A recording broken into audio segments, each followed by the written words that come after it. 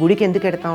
గుడి గొప్ప అయస్కాంత క్షేత్రం, చాలా పరమ పవిత్రంగా తయారు చేయబడి ఉంటుంది. స్వయంభూ దేవాలయాలు గనక అయినట్టయితే ఎక్కడైతే అయస్కాంత శక్తి మరింతగా ఉంటుందో అక్కడ దేవతా విగ్రహాలు లేక దేవతలు లేక దేవుడు ఆవిర్భవించటం, దాన్ని స్వయంభూ దేవాలయాలని అక్కడ నిర్మాణం చేయడం జరుగుతుంది.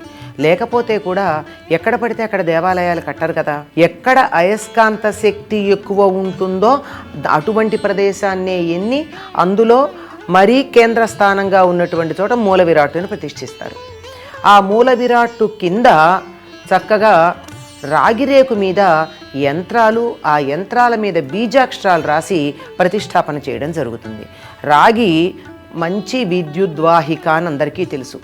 అలాంటి రాగిరేకు మీద గీత కాకుండా గీతలని ఇలా వంపు గనక తిప్పినట్టయితే వాటి మధ్య కోణాలుంటాయే, అక్కడ శక్తి కేంద్రీకృతమవుతుంది అని చెప్పి ఆధునిక పరిశోధనలు కూడా చెప్తూ ఉన్నాయి. అక్కడ బీజాక్షరాలు, శక్తి కేంద్రీకృతమయ్యేటటువంటి యంత్రము, అది కూడా రాగిరేకు మీద వేసి భూమి లోపల ప్రతిష్టాపించటం వల్ల ఆ పరిసరాల్లో ఉండేటటువంటి శక్తి అంతా అక్కడ కేంద్రీకృతమవుతుంది. దానితో పాటుగా ప్రతిష్ఠించేటటువంటి సమయంలో ఎంతో మంత్రపూతంగా చేస్తారు. ఆ మంత్రాల శక్తి కూడా అక్కడే ఉంటుంది. అటువంటి శక్తి కేంద్రంగా ఉన్నటువంటి ప్రదేశంలో, ఆ శక్తి క్షేత్రంలోకి మనం వెళ్ళినట్టయితే మన శరీరం కూడా చిన్న క్షేత్రమే కదా, విద్యుదయస్కాంత ఘటము అని చెప్తాం శరీరాన్ని.